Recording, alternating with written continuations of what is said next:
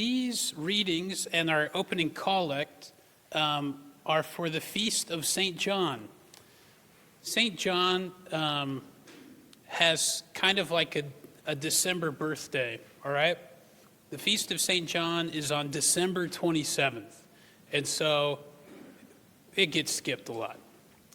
And so what we've decided to do is since we are at St. John's, we want to be able to do a St. John's Day, and on a day when we take a look at the year that was and the year to come, it's good to root ourselves in the celebration of our patron saint.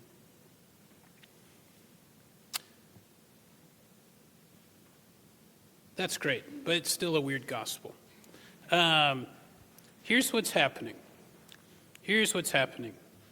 There's conflict. There's always been conflict in the church, but what's beautiful about the Bible, as we can see through some literary and textual analysis, that there's conflict all the way back here. There's conflict between Peter and John. The passage right before our gospel reading today is when Peter kind of gets rehabilitated, where Jesus keeps asking him, "Do you love me?" Peter says, "Yes." And Jesus says, "Then feed my lambs." And at the conclusion, he goes back and forth, and Peter's feelings are kind of hurt. But at the end, Jesus lets Peter know, a little cryptically, that Peter will share in the same kind of death that Jesus had. And that turns out to be true. And what we see here in Peter's actions is someone whose martyrdom is going to be paid all up front. We see him turning to the person known as the beloved disciple and saying, "What about him?" And what we know about the beloved disciple, what we know about who the tradition calls St. John, is that he was one of the only 12. He was the one of the 12 to not have what we sometimes call a red martyrdom. He was not killed for his faith. He lived a full life and died in old age. And that was interesting, because every other one of his colleagues gave up their life in a very literal way for the gospel, for the mission of the church.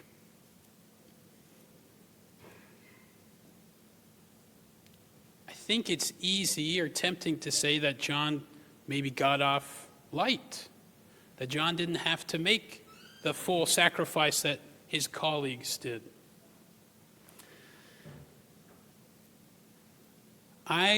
Maybe I'm a St. John apologist all of a sudden, but I would say that is not the case.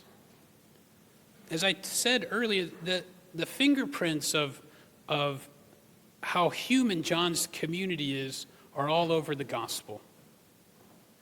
And what we see is a community that has endured trauma. I think sometimes we think that our faith or our right actions will keep us from difficult times, will keep us from getting hurt, will keep us from experiencing trauma or traumatic events. And if I'm the first one to tell you, I'm sorry, but it's not. John's gospel is different than the other three gospels. John's gospel is structured differently. It portrays Jesus differently, and it has fingerprints of a community that has endured a lot in it. It's a community that was kicked out of the community that it originated in. There's a word found in John's gospel not found in any other place in the New Testament And it is almost like a scar on the page of the hurt that this community endured. In the letters that Amy read from, we see a big schism of people trying to figure out how Jesus is human, how Jesus is divine, how much he is of either, and how much conflict those differing ideas can have, how much hurt that can do. John's gospel spends a lot of time in Holy Week, spends a lot of time in that traumatic event of Jesus fully living into our humanity, enduring high highs and low lows. It spends a lot of time meditating on the trauma that Jesus endured, way more than the other Gospels. Yes, John did not have a martyr's death, but he gave up his life for the church just over a long period of time as he and his community endured much. But what we see in the gospel is that from those tragedies, from those traumas,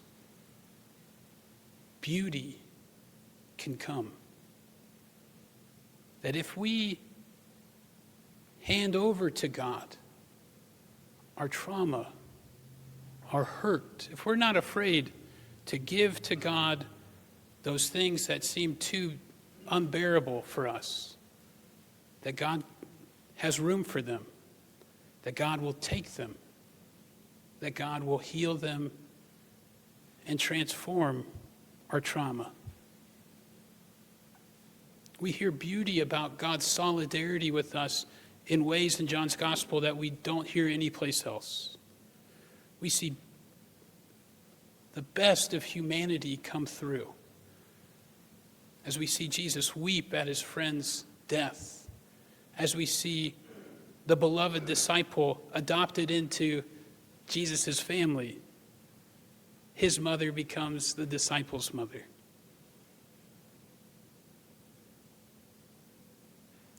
There's a lot of room for hurt in the gospel our patron wrote. And there's miraculous transformation as well.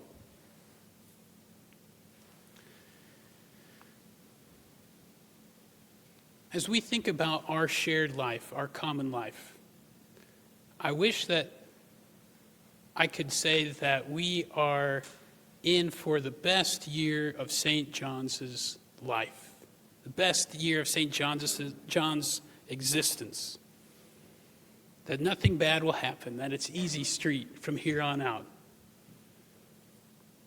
But I can't. And you all would run me out if I did, because you know better.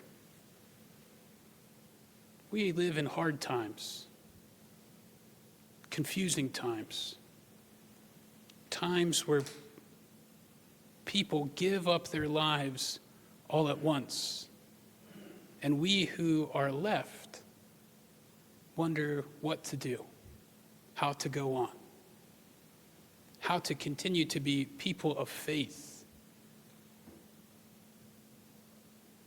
even if traumatized.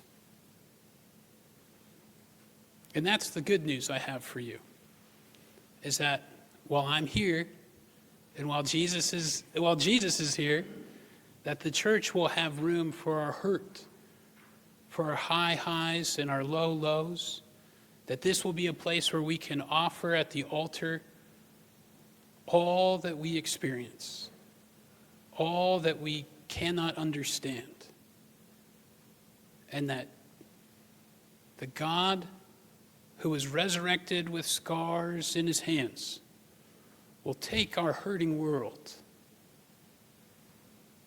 bless it, transform it, and bring from it more than we can ask or imagine.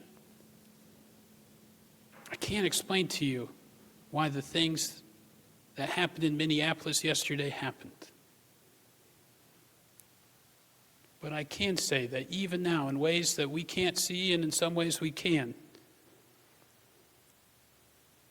as C.S. Lewis put it, Aslan is on the move. That the Lord, who could not be conquered on Good Friday, is here today on Sunday morning.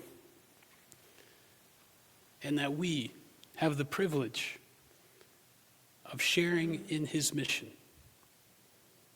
And so, I hope that after hard weeks in our national life, hard weeks in our personal lives, that you will come here, not expected in your Sunday best, but as who you are, as your very human self, and that you will offer at that altar all of you and expect nothing less from God than resurrection.